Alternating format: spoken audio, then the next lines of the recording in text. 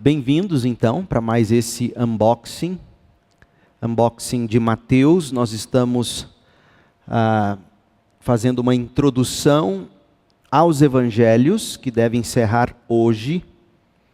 E no próximo estudo, Deus permitindo, uma introdução ao evangelho de Mateus. A ideia é que a gente desembrulhe livro por livro e também a gente compreenda qual é o tipo de livro com o qual a gente está lidando quando a gente está desembrulhando determinado livro da Bíblia, quando a gente está buscando entendê-lo. A gente precisa compreender o tipo de literatura com a qual nós estamos lidando. Na semana passada, nós buscamos compreender a relação entre o Evangelho e os Evangelhos. A gente falou disso. Nós já ouvimos falar da palavra Evangelho, a gente já definiu, a gente sabe definir o Evangelho. O Evangelho é a boa notícia do que Deus fez em Cristo Jesus para perdoar nossos pecados, nos justificar e nos levar de volta para a comunhão com Deus. E aí, na semana passada, nós olhamos para Atos 10, de 34 a 43, e vimos um resumo do sermão de Pedro, colocado para nós aqui em Atos 10 por Lucas, inspirado pelo Espírito, e nesse sermão nós vimos a mensagem do Evangelho delineada para nós, esboçada para nós. E aí nós vimos que Pedro, no verso 36 de Atos 10, falou do senhorio de Cristo. Depois ele falou do ministério de João Batista. Ele falou do ministério e da vida de Jesus na Galileia. Ele falou do poder, dos milagres, das curas, dos exorcismos de Jesus, da morte, do sepultamento, da ressurreição.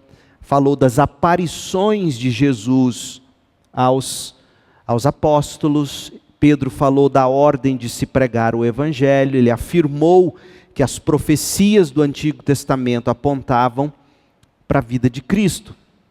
E aí quando você vê o sermão de Pedro, quando você vê outros sermões de outros apóstolos no livro de Atos, você descobre que, na verdade, o Evangelho consiste em você resumir a vida e a obra de Cristo e também a mensagem de Cristo. O Evangelho, ele está explicado, ele está relatado para nós nos Evangelhos. Foi isso que nós vimos na semana passada.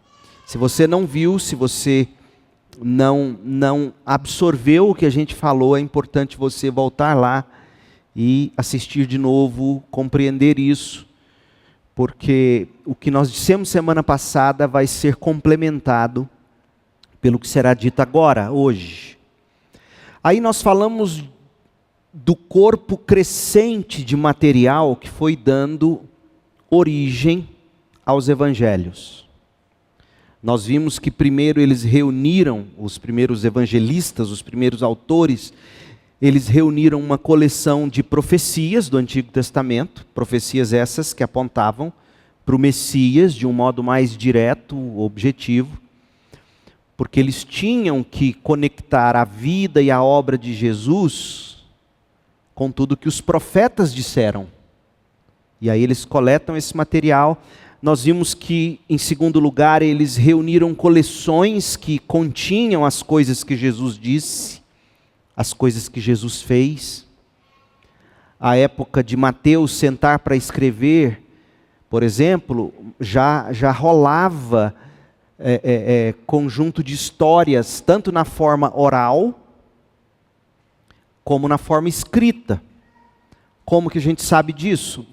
Você olha para Lucas 1, de 1 a 4, e você vê que Lucas fala que quando ele se propôs a escrever o evangelho dele, ele foi esse tipo de repórter, de jornalista. Ele foi atrás do conjunto de material oral, as histórias que eram contadas, a tradição oral, e Lucas foi atrás dos textos escritos.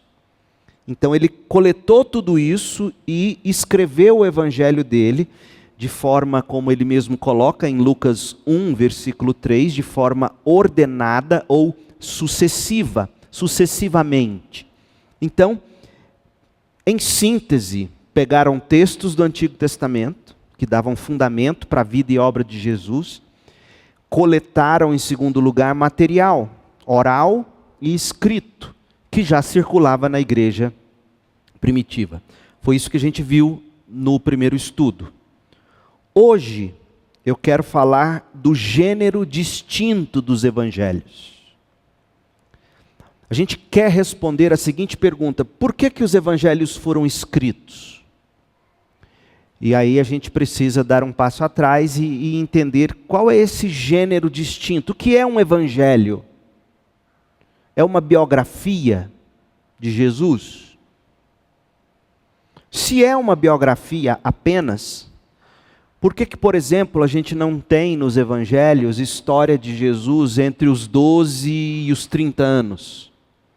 A gente tem alguma coisa sobre Jesus até os 12, e a gente tem muita coisa a partir dos 30 anos, quando Jesus começa o ministério público dele. E esse intervalo entre 12, 13 e 30 anos? Os místicos vão dizer que Jesus foi para a Índia, que ele foi meditar e etc. Mas, então, se é uma biografia, por que que a gente não tem grande parte da vida de Jesus? Por que que você fica aí sem ele aos 13, aos 14, aos 15, aos 16, até os 30? Então, os evangelhos, eles não podem ser apenas ou meramente uma biografia. Que tipo de livro ou de literatura é o evangelho, ou os evangelhos? As cartas de Paulo, a gente sabe, cartas são cartas. Atos dos Apóstolos, a gente sabe, é um livro de história. Mas, e os evangelhos? Eu vou tentar mostrar para você que as descrições mais antigas, ou a descrição mais antiga que a gente tem dos evangelhos, como livros, vem de um homem que viveu é um documento de 155 depois de Cristo. 155 anos depois de Cristo. O nome dele é Justino Mártir. Justino Mártir, ele chamou os evangelhos, no livro dele chamado Apologia, ele chamou os evangelhos de um tipo de memórias. Então, quando Justino Mártir, em 155, quis definir que tipo de obra é essa, quando a gente abre um evangelho, Justino Mártir chamou de memórias. Os contemporâneos de Justino Mártir teriam entendido que memórias significava que os evangelhos eram essencialmente relatos biográficos de Jesus, semelhantes às memórias que haviam sido escritas sobre Sócrates.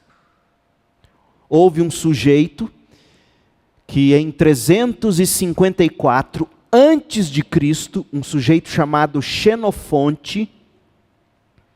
Xenofonte escreveu Memorabilia, ou memórias, fatos dignos de memória sobre Sócrates. Justino Mártir, grande conhecedor da literatura, ele olhou para os evangelhos do Novo Testamento e disse: olha, os evangelhos se encaixam nesse mesmo estilo de literatura chamado memórias. É parecido com as memórias que Xenofonte escreveu sobre Sócrates. E aí, gente, se você for dar uma olhada nos escritos do mundo antigo, pega, por exemplo, os textos de Plutarco. Veja o que Plutarco escreveu sobre Alexandre o Grande. Compare, por exemplo, os textos de Plutarco, quando ele escreve sobre Alexandre o Grande e outras figuras da história antiga, e compare esse tipo de relato com os relatos dos evangelhos sobre Jesus. Você vai descobrir que a biografia, como era escrita no mundo antigo, abrangia um grupo tão grande de escritos que os evangelhos do Novo Testamento se encaixam confortavelmente nessa categoria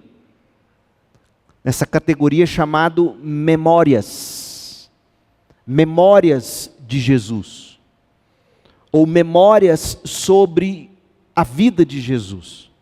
Então veja, quando você está lendo um documento como o Evangelho de Mateus, é isso. Por isso que eu trago essas informações para vocês. Não é apenas para encher vocês de informação acadêmica. Eu quero que vocês entendam que quando você abre um Evangelho de Mateus, Marcos, Lucas ou João, é como se você estivesse abrindo as memorabilia de Sócrates. É o mesmo tipo de literatura, o mesmo tipo de documento.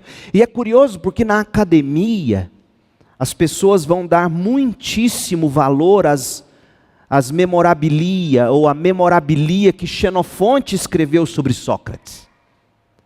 Porque se você quer conhecer algo sobre Sócrates, você tem que consultar esse tipo de documento que Xenofonte escreveu em 354 a.C. E aí a academia dá muito valor a isso. E com razão. É um documento antiquíssimo que vai nos contar um pouco sobre a figura histórica de Sócrates, seus ditos, sua personalidade. Se você pega Plutarco falando das memórias de Alexandre o Grande, é interessante isso. Agora, curioso que o crente pega um documento como o Evangelho de Mateus e não dá o devido valor histórico, como a academia, por exemplo, dá as memórias de Sócrates, as memórias de Alexandre o Grande e outras grandes figuras da história. Então, os evangelhos se encaixam melhor do que em qualquer outro gênero, nesse gênero da história antiga, chamado memórias. Como se tem as memórias de Sócrates, as memórias de Alexandre o Grande, as memórias de César. Por exemplo, para você ter uma ideia, Plutarco é o que pegou as memórias de Alexandre o Grande, compara Alexandre o Grande com César, um dos Césares de Roma. Então era comum na antiguidade alguém fazer esse tipo de trabalho, e a academia dá valor a isso. Mas os crentes não costumam dar valor aos evangelhos nesse sentido. Então você teria, digamos, as memórias sobre Jesus segundo Mateus, segundo Marcos, segundo Lucas, segundo João. Mas os evangelhos não são apenas biografias, seja antiga ou moderna, a categorização do gênero biográfico. Eu sei, se você tentar estudar o gênero biográfico hoje, contemporâneo, é diferente do gênero biográfico da antiguidade. Os evangelhos se encaixam ao gênero biográfico da antiguidade. Mas os evangelhos não são apenas biografias. Como assim?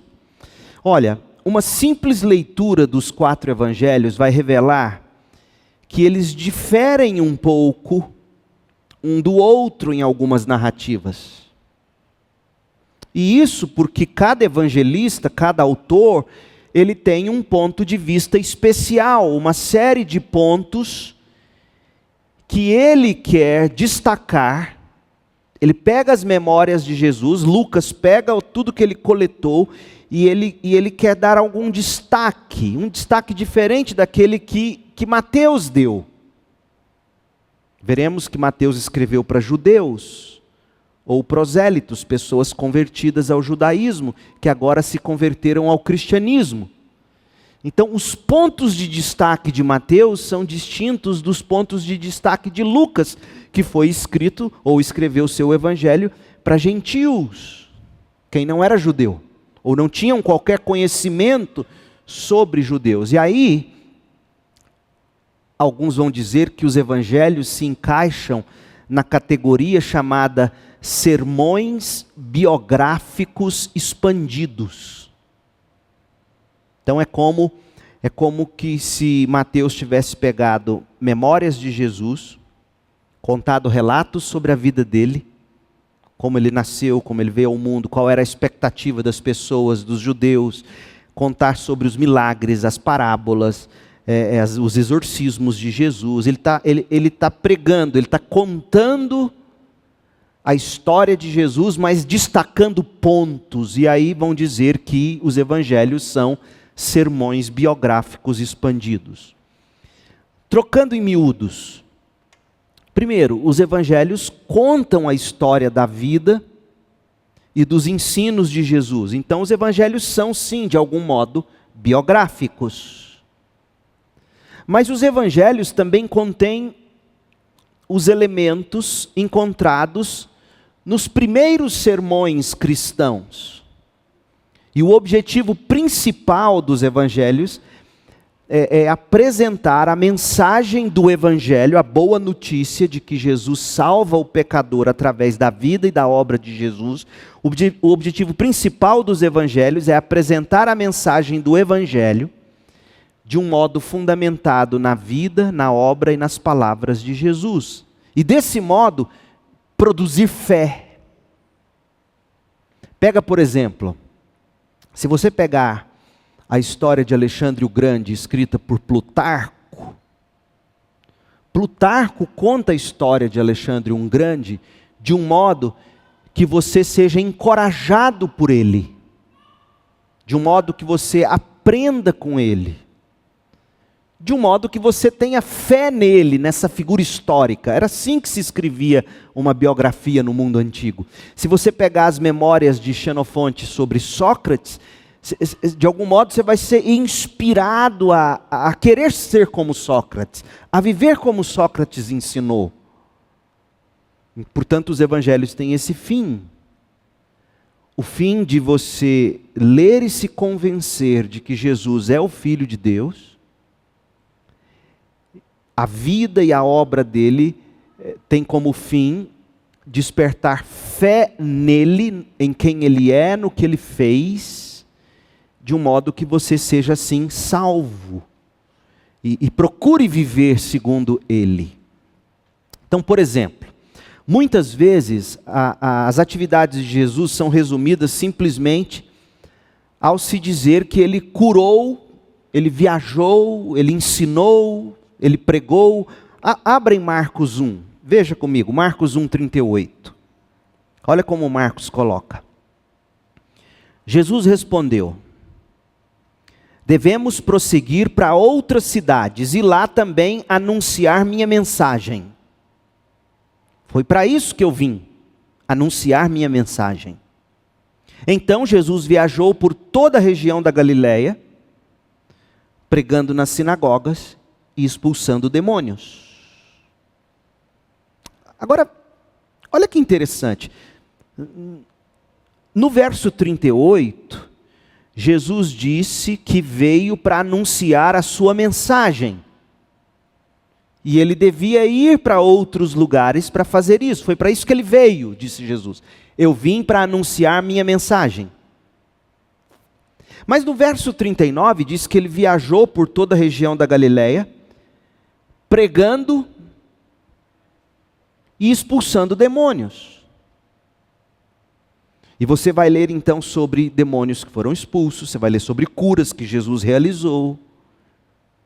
Se ele veio só pregar, se o fim é anunciar a sua mensagem, por que ele expulsa demônios? Por que ele cura?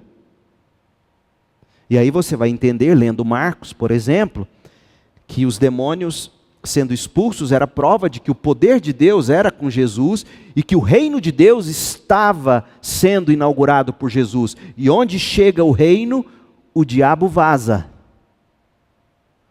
É mais ou menos isso.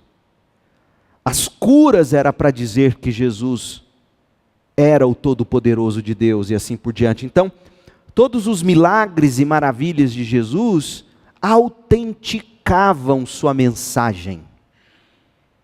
É isso que os evangelhos vão mostrar para nós. Olha, nós não estamos diante de um homem como Sócrates, por exemplo. Sócrates foi um homem de grande sabedoria e de grandes ensinos, digamos. Mas Sócrates nunca expulsou demônios. Sócrates nunca curou.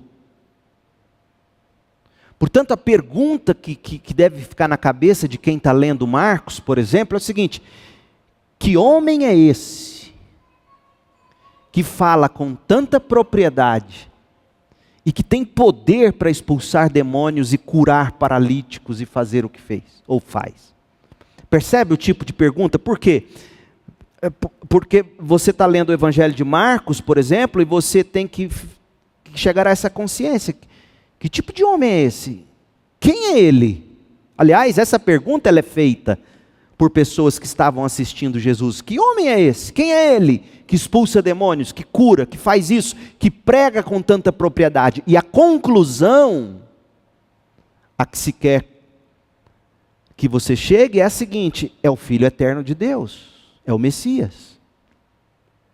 Então, veja que Marcos foi escrito com essa intenção de que, na medida em que você vê Jesus pregar, você se encante com a mensagem dele e seja convencido de que ele é Deus, porque quem é que expulsa demônios? Sócrates nunca expulsou, Alexandre o Grande nunca expulsou demônio. As grandes figuras da história não fizeram o que esse homem faz. Cegos enxergam, paralíticos andam, demônios não resistem à sua presença. Percebe? O evangelista Marcos quer que você tenha sua fé nascida, nutrida, lendo essa história. Opa, é Deus esse homem, é o Messias. Lucas, olha como Lucas faz, Lucas 4:40. Quando o sol se pôs, as pessoas trouxeram seus familiares enfermos até Jesus. Qualquer que fosse a doença, ao pôr as mãos sobre eles, Jesus curava a todos. Espera aí, quem é esse? Qualquer que fosse a doença, se ele pusesse as mãos sobre os enfermos, Jesus curava a todos. Ele quer, o Evangelho de Lucas quer que você fique em estado de maravilhamento diante desse homem. João coloca assim, abre em João 20, 30. João 20, verso 30. Os discípulos viram Jesus fazer muitos outros sinais além dos que se encontram registrados neste livro. Veja, eu disse isso muitas vezes enquanto eu preguei uma série inteira no Evangelho de João. Mas veja João aqui dizendo o que ele fez. João foi testemunha ocular de muitos sinais e maravilhas de Jesus, muitos milagres. É curioso que em João, milagre não é descrito como milagre, milagre é descrito como sinal. Porque o fim do milagre não é o milagre em si, o fim do milagre é destacar quem está fazendo o milagre. E eu ouvi essa semana de um irmão que me assiste sempre pelo YouTube, ele é do estado de São Paulo, ele falando da história de um homem que diz assim: as pessoas não querem Deus, as pessoas querem o que está nas mãos de Deus, o que Deus dá para elas. E essa é a maneira errada de pregar os milagres de Jesus. Os milagres de Jesus em João têm um seguinte fim: não é você querer o que está nas mãos de Deus, mas querer o próprio Deus. E o próprio Deus se revela em Cristo, no Evangelho de João. E aí os discípulos viram Jesus fazer muitos outros sinais, além dos que se encontram registrados neste livro. Estes sinais, porém, e de novo, é curioso, milagre é sinal, porque o milagre aponta. O que faz um sinal, se não apontar para algo maior? Estes, porém, estão registrados para que vocês creiam que Jesus é o Cristo, o Filho de Deus. E para que, crendo no Cristo, Filho de Deus, vocês tenham vida pelo poder do seu nome. Então, qual é o objetivo de João? João quer que você leia o Evangelho dele e você se convença de que aquele que no princípio estava com Deus, que era Deus, por meio dele todas as coisas foram feitas, esse se fez carne, esse é Jesus. João quer que você se convença disso. Ele diz isso desde o início do Evangelho. Eu estou escrevendo sobre aquele que estava com Deus, que era Deus, que é Deus, que fez todas as coisas. Esse se fez carne. E agora eu vou relatar 6 milagres escolhidos, 6, 7 milagres escolhidos a dedo, para que vocês se convençam de que Ele é Deus. Vocês creiam nele e vocês nutram a fé nele, para que vocês tenham vida pelo poder do nome dele. Então é assim que João quer que você leia o Evangelho de João. João quer que você se encante com Jesus do mesmo modo que uma criança se encanta, ou os jovenzões, né, quando vão no cinema assistir um herói da Marvel, sai de lá mais... Qual que é o herói da Marvel lá? Eu nem lembro mais. Thor. E o Thor está em crise. Thor está gordo, bebe cerveja, barrigudo. Thor está com um problema psicológico. Herói, eu sou do tempo que herói não tinha crise, sabia quem é. Mas hoje heróis deitam no divã. O Homem de Ferro, meu favorito, fez psicanálise. Quer dizer, mas é o mundo que a gente vive. João quer que você leia o Evangelho dele e veja Deus em Jesus. Ele é Deus. Então, que tipo de gênero literário é o Evangelho? É um sermão biográfico, escrito de um modo que encante você, desperte sua fé, nutra sua fé, salve você. Então não tem como você ir para os Evangelhos sem ter expectativa. Eu quero que Deus se revele a mim em Jesus, ao ler isso aqui. Mais adiante, João 21, 25, abra lá, olha o que o João escreve. Jesus também fez muitas outras coisas. Se todas fossem registradas, suponho que nem o mundo inteiro poderia conter todos os livros que seriam escritos. É óbvio que não. Lembra como é que João começou escrevendo? Por meio dele, todas as coisas foram criadas. Sem ele, nada do que foi feito se fez. Poxa, ele é maior do que a criação dele. Então não dá para escrever tudo sobre ele. Mas o que foi escrito é para que você tenha a sua fé nascida e nutrida na pessoa de Jesus Cristo. Então, o gênero distinto dos evangelhos poderia ser descrito da seguinte forma. O que é o Evangelho de Mateus? São memórias, sermões biográficos expandidos. Os evangelhos são, em essência, a combinação da mensagem do Evangelho com outro material importante, relatos históricos, no que se refere à vida, à obra e os ensinamentos de Jesus. Certo? Esse é o gênero literário. E eu tentei mostrar para você de que modo você tem que ler esse gênero literário. Você tem que ler esse gênero literário com a seguinte consciência: eu não estou diante de um homem qualquer. É Deus. E Ele fez muito mais do que está escrito aqui. O que está aqui são pequeninos recortes para que a minha fé seja nascida e nutrida. Agora, a pergunta que a gente tem que responder: por que esses evangelhos foram escritos? Por que eles foram escritos? É importante você saber a razão por detrás de uma obra.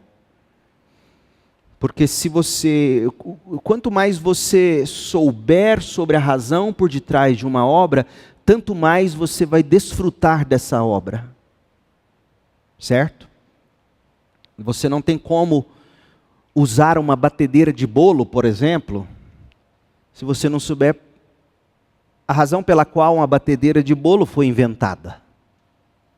O que você vai fazer com um micro-ondas se você não sabe para que serve ou para que foi inventado um micro-ondas? Tá certo? Então, para que os evangelhos foram escritos? Eles são chamados de evangelhos porque eles incorporam o Evangelho. O Evangelho é a história de quem é Jesus e do que fez Jesus. Então eles se chamam evangelhos porque eles incorporam o Evangelho. Mas por que eles surgiram nesse momento histórico? Por que eles foram escritos quando Mateus o escreveu, Marcos o escreveu, Lucas, João? Por quê? Porque não foi suficiente apenas as histórias de modo oral. Lembra que as histórias eram contadas? Por que não foi suficiente passar de uma geração para outra as histórias, em vez de ter o documento escrito? Algumas razões são dadas de por que os evangelhos foram escritos. E saber essas razões vai ensinar você sobre como melhor utilizar os evangelhos. Tá certo? Uma das principais razões pelas quais os evangelhos na forma escrita foram necessários foi o seguinte: a velocidade da propagação da mensagem do evangelho. A extensão da propagação da mensagem do evangelho. Velocidade e extensão da propagação da velocidade do evangelho. Ou seja, era impossível para a igreja primitiva divulgar a palavra apenas por meios orais. E quem é que tinha o testemunho oral? Quem é? Lembra? Presta atenção. Quem tinha? As testemunhas oculares. Testemunho oral de quem ouviu falar do fulano que ouviu do cicrano não tem muito valor. Eu ouvi dizer, fulano que ouviu do tal, me contou. Não tem tanto valor, mas quando eu estava lá quando Lázaro ressuscitou. Então, na medida em que o evangelho se espalhava para regiões tão distantes, e na velocidade com a qual o evangelho estava se expandindo, era impossível para a igreja primitiva sair contando por meios orais. Gente, dentro de 40 anos, a palavra de Deus já tinha se espalhado pelo vasto Império Romano. Muitos milhares já haviam crido. E é nesse período de 40 anos em diante que Mateus foi escrito, Marcos foi escrito, Lucas foi escrito. Então era impossível para os apóstolos ou para aquelas pessoas autorizadas pelos apóstolos viajar por toda aquela extensa área, para todos os cantos remotos onde os crentes estavam, para eles contar a história de Jesus para eles, reafirmar o evangelho para eles. Como é que você ia mandar aqueles poucos que viram acontecer o que aconteceu para tantos lugares e tão longes para tantas pessoas? É aí que a história escrita de Jesus, a história escrita, o evangelho, poderia ser mais eficazmente enviada para ser lida para grupos, para indivíduos, vilarejos. Poderia ser lida rapidamente, poderia ser estudada detalhadamente e memorizada fielmente. Aliás, sabe quando foi possível a filosofia nascer no mundo antigo? Quando a escrita coerente, quando se teve a condição de um pensador pegar um papel e colocar no papel suas ideias, outro ler lá longe e refutar e interagir com o que estava sendo lido. Então, em primeiro lugar, os evangelhos foram colocados no papel porque Pedro não tinha condições de ir a todos os lugares. Os apóstolos, aqueles que andaram junto deles, que foram também testemunhas oculares, essas pessoas não tinham condições de sair contando para todo mundo a história inteira do evangelho, desde o nascimento até a grande comissão de Jesus. Então, a razão primeira talvez tenha sido essa: a velocidade, a extensão da propagação da mensagem do evangelho. Outra razão para se escrever o evangelho foi que, com o passar do tempo, os apóstolos foram ficando velhinhos. Eles foram saindo de cena.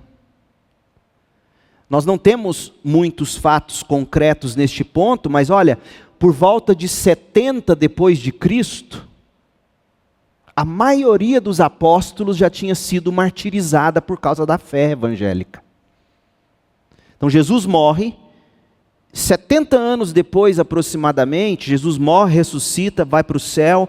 70 anos depois aproximadamente, a maioria dos apóstolos já tinha morrido por causa da fé. O último a morrer é João, morre com mais de 90. Então veja que havia um senso de urgência, de que essa história sobre a vida, a mensagem, os milagres, os exorcismos de Jesus, a crucificação, a história do Evangelho, que os apóstolos viram, que testemunhas oculares testemunharam, isso tinha que ser colocado no papel, os apóstolos estavam morrendo. Quem vai contar essa história depois? E outra coisa, né, gente? Vocês já brincaram de telefone sem fio? Vocês não devem conhecer isso, mas na minha época a gente brincava. Eu contava algo no ouvido do Jailton aqui, do pastor Jailton, no começo. Ele contava para o Marcos, que ia contando e contando. Aí lá no último, lá na Camila, ela levantava e contava a história que ela ouviu. E o Jailton ele contava a história que originalmente ele ouviu. A gente pode até brincar sobre isso depois ali hoje, para você ver o que vai chegar lá no fim. É muito diferente. É óbvio que enquanto durou o processo de transmissão oral da mensagem bíblica, é óbvio que o Espírito de Deus cuidou de que a mensagem se mantivesse fiel. Mas chegou num ponto que o próprio Deus decidiu, isso agora vai para o papel.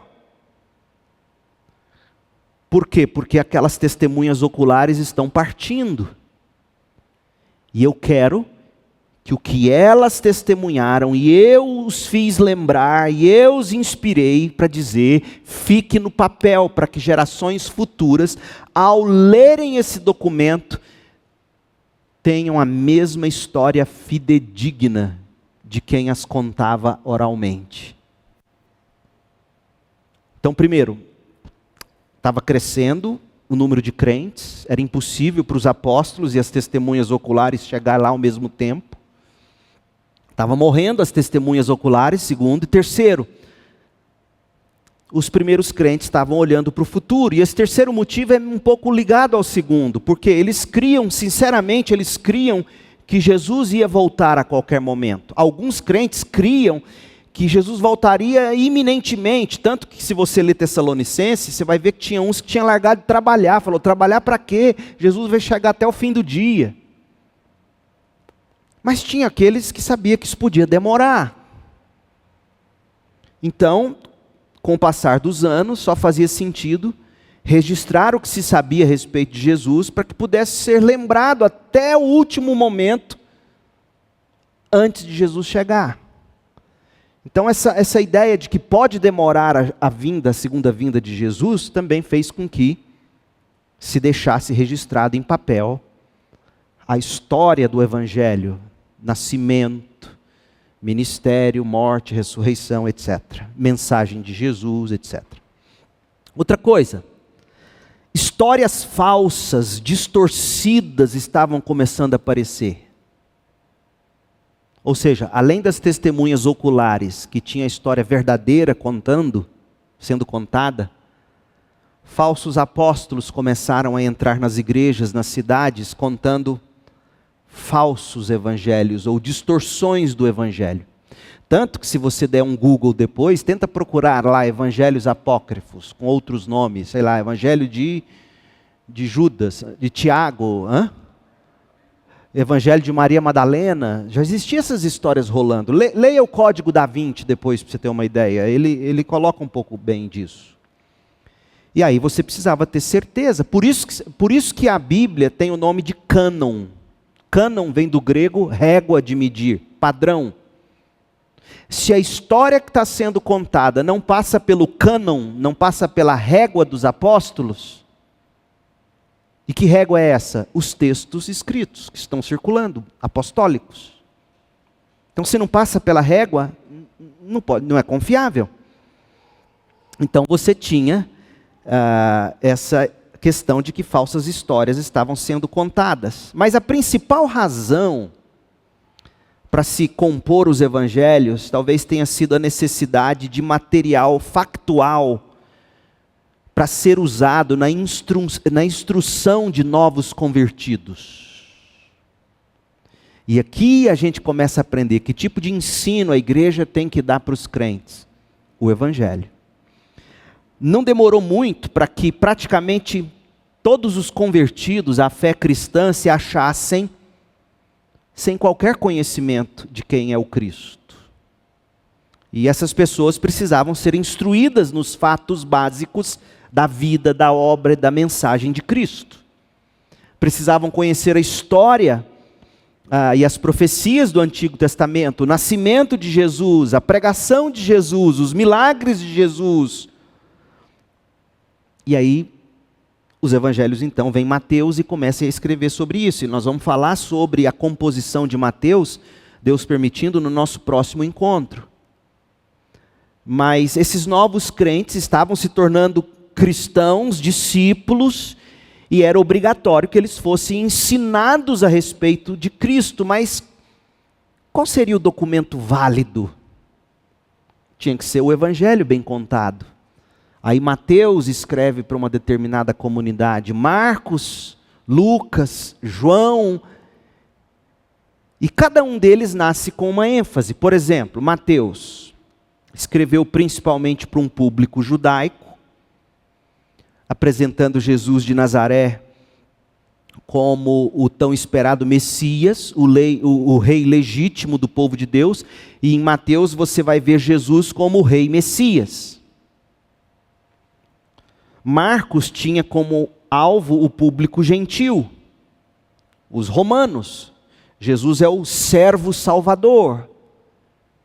Lucas escreveu para um público gentil mais amplo, Lucas era um homem grego muito instruído, e ele escreveu usando linguagem grega mais sofisticada do que a de qualquer outro autor do Novo Testamento.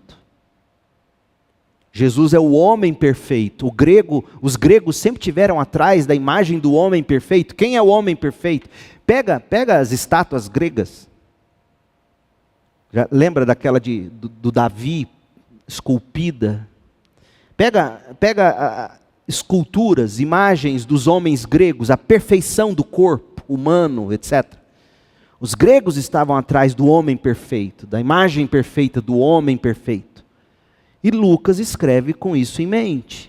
Quem é o homem perfeito? Leia Lucas. João, ele enfatiza a divindade de Cristo. João escreveu para fortalecer a fé e conclamar os pecadores a se voltarem a Cristo com fé. Jesus é o Filho de Deus. Então, para isso os evangelhos foram escritos.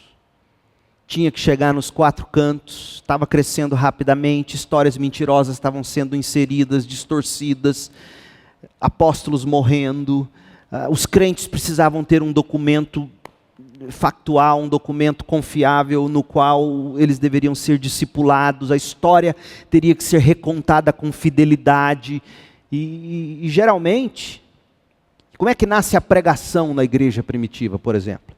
Você vai pegar o evangelho, Mateus não está mais vivo, Paulo não está mais vivo. Como é que você ia pregar a mensagem dos apóstolos? Você pegava lá, digamos, Mateus, começava a ler o livro na igreja, lia Mateus. E o pregador, enquanto ia lendo Mateus, ele ia extraindo a ideia central dos trechos de Mateus, ele ia explicando, elucidando e fazia as devidas aplicações. É assim que nasce a pregação, com o texto dos apóstolos na mão. Então, de novo e de novo, o evangelho era contado nas pregações, com a interpretação, a ideia central, as aplicações. Então, tudo o que foge a isso hoje é do que você deve fugir. Porque a pregação bíblica, ela abre o texto bíblico. A autoridade está no texto bíblico, não está no pregador. Não está na nova revelação. Está na elucidação, na aplicação do que o texto inspirado por Deus já carrega em si. Qual é a mensagem central? O que Mateus está dizendo aqui? E aí nós vamos fazer. Sabe o que a gente vai fazer quando a gente abrir Mateus? Você vai pegar Mateus 1. de 1 a 18. Genealogia. Genealogia pura. Aí, o que você tem que fazer? Você tem que pegar essa genealogia, Mateus 1, de 1 a 18, o que Mateus quer comunicar ou quis comunicar com essa genealogia na cabeceira, no cabeçalho, na abertura do Evangelho. Qual é o propósito de Mateus aqui? Aí você identifica. E é desse propósito, você vai ter que pegar depois os argumentos que dão sustentação a esse propósito. E ao elucidar esse propósito, é daí que você vai extrair as aplicações para a sua vida. Entende? Então, os evangelhos começaram a circular assim. E eles então eram lidos. E eles eram lidos e eles eram estudados, eles eram compreendidos. Quanto tempo levava um sermão na igreja primitiva? Certamente era mais de hora. Eles liam e estudavam o Evangelho de Mateus inteiro num culto só? Provavelmente não, mas não dá para saber. Mas eles pegavam os textos, eles queriam entender a ideia central de Mateus aqui nesse trecho, ilustrar, aplicar e assim edificar a igreja. E foi assim então, e para esse fim que os evangelhos foram escritos. Deixe-me falar rapidinho sobre, é confiável mesmo o que a gente tem nos evangelhos? Ora, gente, primeiro, aconteceu enquanto as testemunhas oculares ainda estavam vivas.